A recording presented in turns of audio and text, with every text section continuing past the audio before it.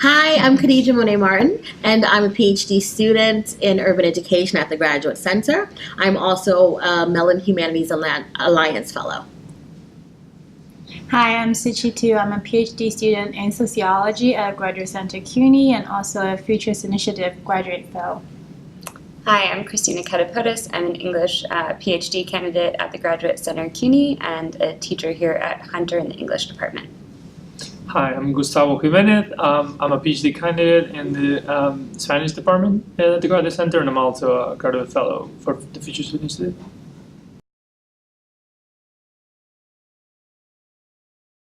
Oh, sorry. So I spoke about student-centered pedagogy and kind of what that entails, and that generally I think about multi. I think about the suffix multi when I think about student-centered pedagogy. So multicultural, multifaceted, multiple perspectives, and multiple opportunities for engagement.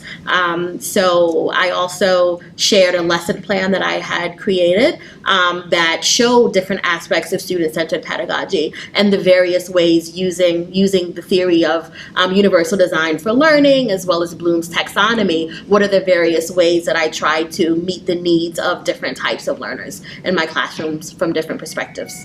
Yeah, so I mainly shared two pedagogical tools that I use to implement student-centered pedagogy. One is collective exam project.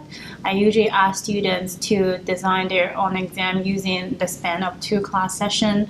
Before the first class session, students usually need to design a question for each reading and answer it.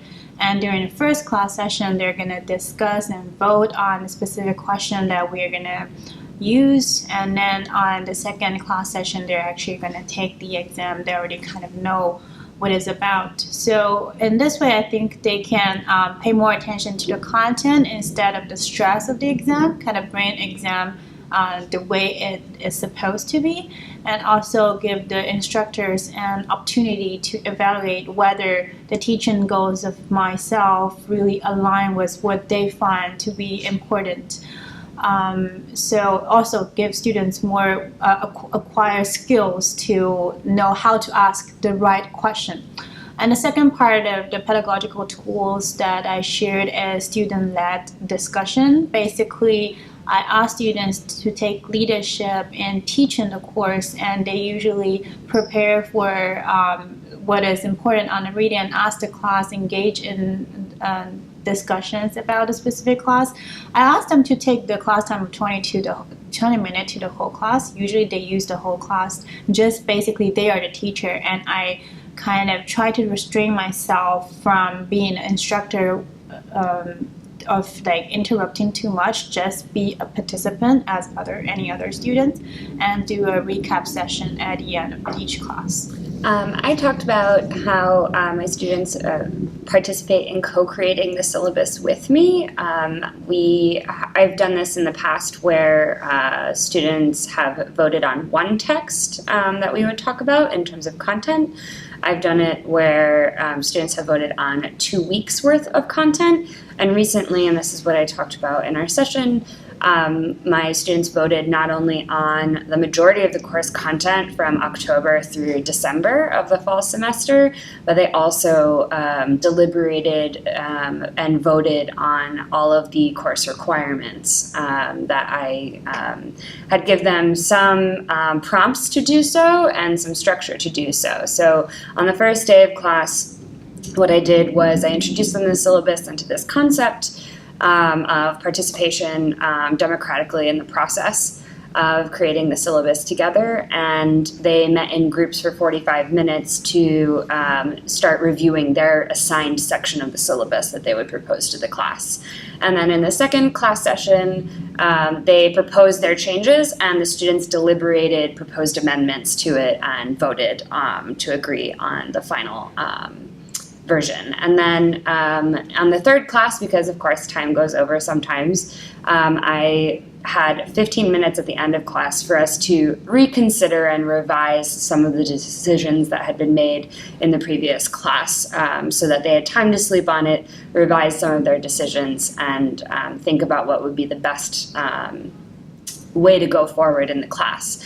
So that was in the first 2 periods of the semester, just agreeing on the course outcomes, which is what we started out with, the learning outcomes. And then from there, we built the rest of the syllabus. And so recently, it's early October now, and we're starting to read parts of the text that my students voted on. And they are actively still arranging the syllabus and changing it in real time in a Google Doc that we all have access to and comment in together. And I talk about my experience teaching Latin American and Spanish literature at the College of Staten Island, and specifically about how important it is to realize about the various backgrounds of our students. The majority of the students in the CUNY system are immigrants or 1.5 generation students, and I explained the way my course, the way it was designed when it was going downhill, and how I had to recenter it, rechange it, so my students could understand that I was an equal. They perceived me as coming from Europe, as my Spanish being better than theirs, as me not being an immigrant. So making them understand that we were at the same level, and breaking down the barriers they might perceive in my classroom helped the course and helped me understand better what I needed to do in order for them to get something meaningful, in order to make them understand that my magic realism course wasn't about magic realism or literary devices or literary genres, but it was about life, about them, about identity, about many other things.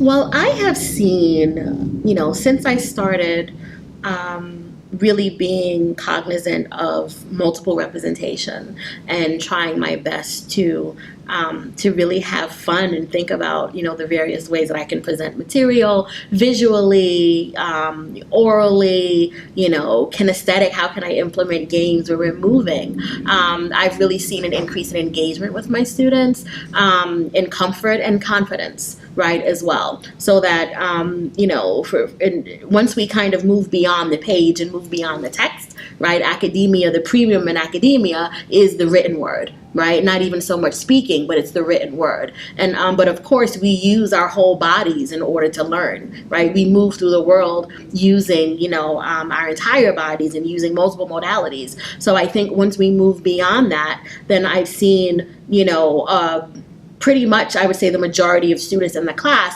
feel confident and feel like they can engage and that they belong, right? And so I think once that, once that sense of belonging is there, then that's when we can start experimenting and we can start feeling confident to take risks in the classroom and really learn from each other.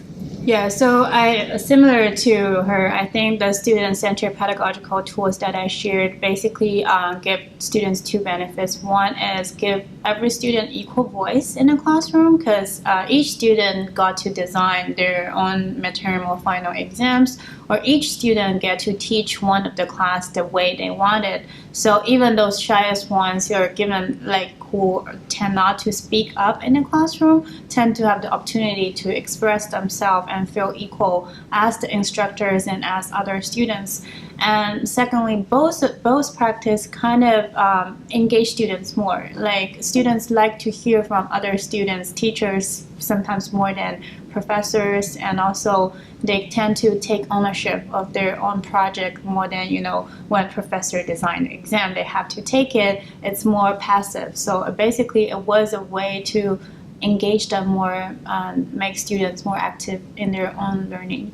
I think for my students, particularly because this was an American literature course and we were going back to American origins, they were invested in the course not only as participants, voting in the syllabus, creating their own, envisioning their own education, but they also took it very seriously in terms of how to become a better participant and a better activist, a better leader in their own communities, and to really understand and also critique those models that and those ideals, and how some of those democratic ideals in the United States have gone really wonderfully, and some of them have been misconstrued and used in violent ways. And so to learn the difference between paths to make choices for themselves, to participate and be aware and be more informed citizens, better citizens, and to understand what the stakes are for citizenship, and to understand better our past and how, it's not necessarily the same story that we are used to hearing or the same story that we're used to telling. So I think for them, participation in the democratic process, understanding the democratic process isn't perfect, and that consensus is a much different way of doing things that incorporates more of a multiple perspective and everyone in the room, and that actually trying to incorporate everyone into the room ends up making something a lot better than going by majority vote only. And so I think they just feel a lot more invested, not only in what we're doing in the classroom, but outside. For my students, and especially for my future students, I think the biggest benefit is that they understand from week one that there is some hidden meaning that they can, will, might learn from my course, because they stop fearing the curricula, they stop fearing the professor, they stop fearing at a certain point the institution, the academia. And again, next time I design a course on literature or any other topic, I would probably design it following the curricula, but making sure that they understand that they're going to get from my class way more. Some things that I might not know they're going to learn, because I'm just going to be a mediator. And now for me personally, and as a student, it changed the way I perceive my own research. I was already skeptical because I don't feel like belong into academia. So I was skeptical about pursuing a PhD in literature. I was thinking, what is the real connection between my research and life?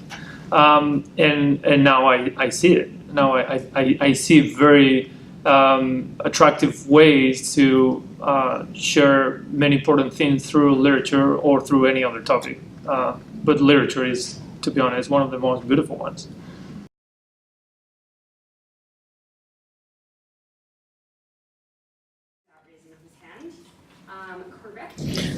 Well, one of the things that I, very tangible tools, that I shared with the participants here today was what I'm calling tap talk. So there's this, I try to make my own thinking visible when I plan lessons. And so I came up with this, what I'm calling the Martin Multimodal Lesson Matrix, or TAP Talk, TAPTOC. And it's it's a tool that they can use to kind of visualize, to see, are they, where in their lesson, how much of their lesson is text-based. So in their activities, what is textual, where do they have the aesthetic appeal, the pictorial appeal in their lesson planning, where is what's tactile? Is there a way that they can implement something that's tactile, right? So there are certain there are certain strategies, or rather there are certain learning targets that we have that really, really lend themselves, to something tactile, to making something, to touching something, right? And so I want us to think about that. This is the best way to do it, then let's go for it. And also, so that's TAPT, and then there's also oral, right? So where can we get have our students be able to discuss, to share, to listen, and to speak. And then the last one is kinesthetic, which I think is it's a challenge. It's a challenge for me. But I put it on there because I think I've been able to kind of to think about, whoa, with a matching game. So we can move our whole bodies with a matching game. And that was really effective. So one way to, to the best way that I found to really implement review, right? A reviewing of materials is to have a type of matching game, where all the students are lined up. I had 26 students in the class, and they either received a term or a definition. And now you find your partner. Right, so this was a way to get us all moving, right, kinesthetically, to get our whole bodies moving, and I found that to be very effective. So, so that's the tool that I've now shared, with the participants here at Hunter, and I think that they can start immediately looking at doing like an inventory of their lesson plans for the rest of the week, or for next week, and seeing, how can they implement other types of modalities that they hadn't thought about before, but that can really serve to, to increase engagement and liveliness in their classrooms. And all with the goal of really supporting learning. Because when we're having fun and in the presence of strong emotions, we know from cognitive science, right? When we learn something, the synapse that grows is longer, right? It's stronger in the presence of strong emotions. So cognitive science supports having fun. Yeah, so I think for the two particular student-centered pedagogical tools I shared today, they're very suitable for smaller size classroom and upper level courses, both the collective exam design and the student taught sessions. I think they can be adapted to multiple disciplines, like not necessarily just social science or humanities. It could work on a bunch of other courses. And I think the handout we shared, which has exit ticket, entry tickets, and compare share, those are more like feasible to almost every classroom, like no matter whether it's a small size, large size, whether it's an entry level or upper level courses, those are all tools that can make students become more engaged and more active learners in a classroom. I think as far as voting on something in your syllabus, that you could do that with any size classroom. I think it's more a matter of getting comfortable with releasing some of that authority and sharing it. And I think that we often, students look to us as experts. We think of ourselves as experts on the topics that we teach. You have to have a certain amount of mastery to be able to teach. But I think we forget that, if a student is just learning content to a test, and they're not thinking long-term about how this applies to me, how can I get engaged in the material in a way that I have control over it, I have a say in it, I have the power over this knowledge, that if you don't do that, that information that you learn for the test depreciates over time. And we know from studies that students who take final exams in May, who do well, average A, B, C, D, F, by the end of the summer, after 3 months, when they take the exact same exam, students get low Fs, like not even average, but like low Fs. And that's supposedly content that they had mastered and were tested on. And so I think it's important to think about ways in which you can bring students' expertise in and their interests into the syllabus. So we forget that they're taking other classes. Perhaps one of your students is taking a class on Freud, is taking a class in chemistry, and is interested in this medieval chemistry or apothecary in this play that you're reading. Or the student who's taking a course on Freud can bring a psychoanalytical reading to something. And so, or a student studying history might have a different perspective on Darwin or Charles Lyell's Principles of Geology. And so I think it goes many different ways, and we forget that we do have a mastery of material, but students are also experts in their own way. And by learning from each other, that information sticks so much more. And so many studies have shown this, that peer learning sticks so much more than learning from a teacher. Well, in my case, for those who have 1.5 generation or immigrant students in the classrooms, I would say that it's very important that they take into consideration that these students, which are the majority in CUNY, they have a specific problems that the other students don't have. On top of like the usual problems we face, students' fear of talking in class, asking questions, and also like some of our students feel like they don't have the necessary academic skills. These students feel some kind of in-betweenness between being a U.S. citizen or be it whatever they feel it is, being an immigrant and a U.S. citizen, being a white person and non-white person. It can be like a multiplicity of factors, but it's usually that in-betweenness that doesn't help them enter the classroom and the materials in an equal position. And I think it's very important that we are aware of that as professors. And that we try to break down that. In my case, it was easy. It's easy with my students because I can use myself as a model. But the question I ask my students, it can be reproduced. I ask them because I realize that they have a problem with what an immigrant is, what they perceive an immigrant is, what they perceive they are as immigrants, even though sometimes they're not even immigrants. So in my case, it's easy with me because I can use myself as a model. They tend to not think that I'm an immigrant. And then we talk about what an immigrant is, what it means to be racially this color, that color, ethnicity. And that helps them realize that these boundaries are very arbitrary. They're not scientific. But I ask them too, and this is something anyone can reproduce, I ask them, is Justin Bieber an immigrant? And you know, a lot of students, I didn't know. A lot of students don't know he's Canadian, and that's an entryway to talk about all these topics with them, even if you're not, as I am, an immigrant.